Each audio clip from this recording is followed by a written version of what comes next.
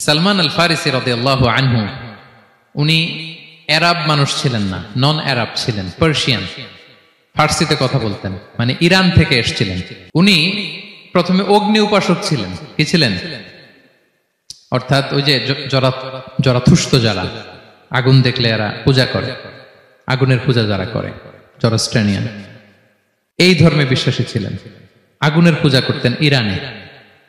তিনিও আগুনের পূজা করে, তার বাবাও আগুনের পূজা করে।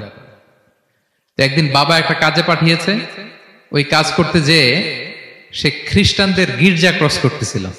ছোট মানুষ গির্জা ক্রস করতে যেয়ে দেখে খ্রিস্টানরা কেমন যেন আলাদা ইবাদত করে, নামাজ পড়ে। এটা দেখে খুব ভাল লাগছে, তার খুব ভাল লাগছে। বাড়িতে এসে বাবারে বলে, বাবা আমি দেখলাম যে খ্রিস্টানরা তাদের চার্চে গির্জায় নামাজ পড়ে, এটা তো অনেক সুন্দর, আমরা যে আগুনের সামনে যা করি এটার চেয়ে ওইটা সুন্দর। বাবা বলে, খাইছে, ছেলে তো আমার শেষ হয়ে যাবে। তো বলতেছে, না না বাবা, আমরা যে আগুনের উপাসনা করি এটাই ভালো। উনি বলেন, না, আমি অনেক চিন্তা করেছি, ওরা যেভাবে গডের কাছে চায় ওইটা শ্রেষ্ঠ। বাবার সাথে ছেলের, সালমানের অনেক তর্ক বিতর্ক। পরে বাবা ভাবলেন, যদি ওকে না আটকাই তাহলে প্রভাবিত হয়ে সে খ্রিস্টান হয়ে যেতে পারে। তো ঝগড়া তর্ক বিতর্ক শেষে তার পিতা তাকে শেকলবন্দি করলো। কি করলো?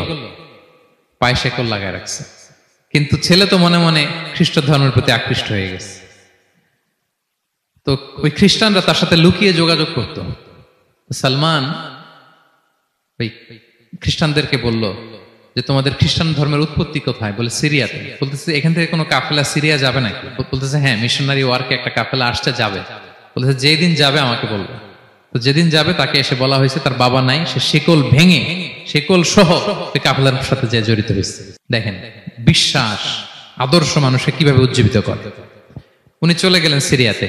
সিরিয়াতে যে এক পাদ্রির হাতে বায়াত হলেন, কিন্তু এই পাদ্রিটা ছিল ভণ্ড।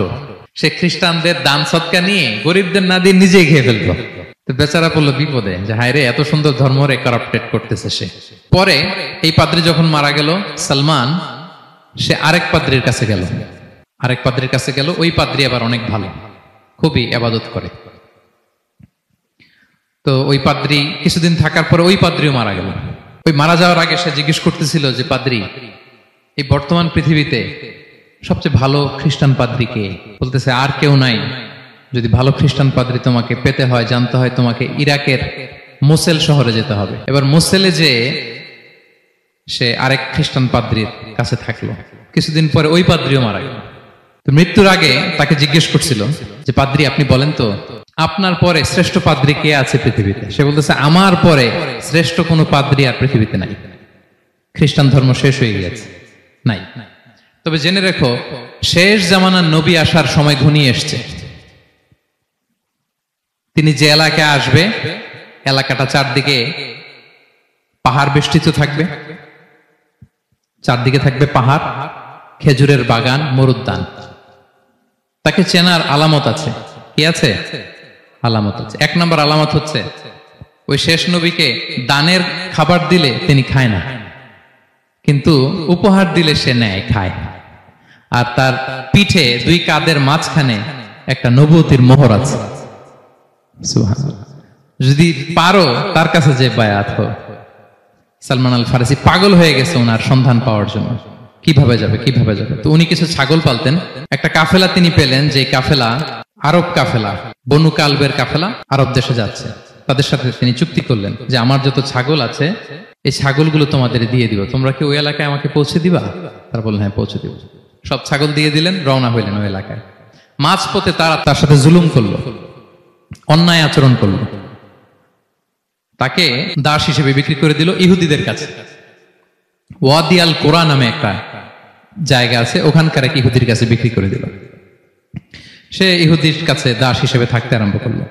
অনেকদিন পরে, মদিনার পূর্ব নাম কি দেখি, কে বলতে পারে?